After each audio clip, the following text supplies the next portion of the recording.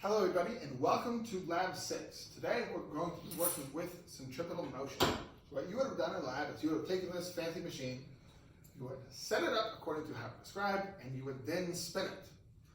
And then you would take the period of that spin, use that period in the equations it gives you, and then calculate the different effects that different parameters have on them. So the way you would set this up is you would hang this off here, missing a pulley, and you would sort of equalize the entire scenario, where this black string in the middle would sit straight down. We would want this to be, form perpendicular line, right here, just straight down. That means that the force due to this hanging mass and the force due to this spring equal each other. You would then take this off. The spring will then pull back since it doesn't have a hanging mass, balance it out, and then we would spin it until it got back to the point it was. And whenever you set it up at balance, you would actually move this up to where it was. To where the pink bob would be flush with it, as such. Then, or flush with it whenever it was pulled appropriately over here.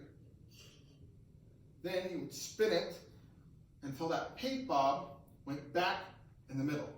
What this means is that previously I had 50 grams hanging off of it, right? That's when I set it at equilibrium. I take it off, the spring pulls back up. I then spin it back to where the spring is, at that previous mark. That means my centripetal force is equal to that 50 grams. And then, so we can take those equations, set 50 equal to the centripetal force equation. And then we can solve for various parts. And then you would do 3 different changes for each experiment. One change is where you change the radius. So you're going to look at how is the radius changing, the motion of this thing. You're going to take it out, or take it in, etc. The second one is you're changing the force. We're going to keep the same radius, and we would change it 50, 60, 70, 80 grams, etc. And then balance it out. Every time you increase the mass, you have to spin this faster and faster in order to get the force to equal, what it was.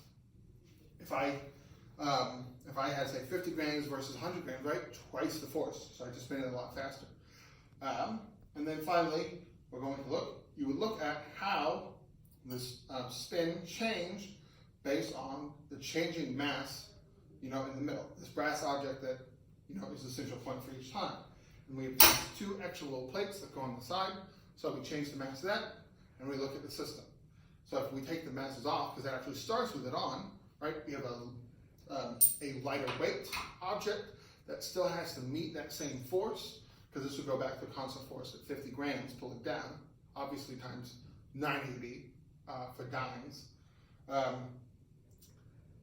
And then you have to, again, spin it faster to reach that same force. So just 3 parts: change in radius, change in hanging mass force, and then change in brass object force, the object that we were spinning in the first place. And then you're going to be calculating various aspects in your manual, doing various graphs. So, as such, we have, this is the wrong book. It doesn't matter. You'll have the book yourself. That should be it.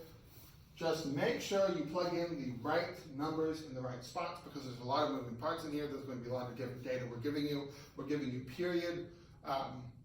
We take out 10 measurements on period, divide that by 10 to get a solid average. You have to do period squared, plug it to the right parts. And then you have to take those equations. Like I told you, we have force on one side, do the hang mass, then centripetal force on the other side, and you have to rearrange to find for particular components. The way that this lab works, we're going to have, like linear graphs. Y equals mx plus b. The b is going to be 0, so it's just y equals mx, where m is the slope. So when you do a graph and you get that slope, you have to take that 50 grams equals the slope, I equals the centripetal force equation, and rearrange it to get your slope. We'll try to provide some more explicit examples of that in the assignment. As well, you can always come to that Zoom session. It's a little bit complicated. That's what most people have difficulty with in this lab. It's not calculating the numbers, but pulling the slope by rearranging equations. So if you have any questions, just come to that Zoom meeting. Otherwise, have a nice day.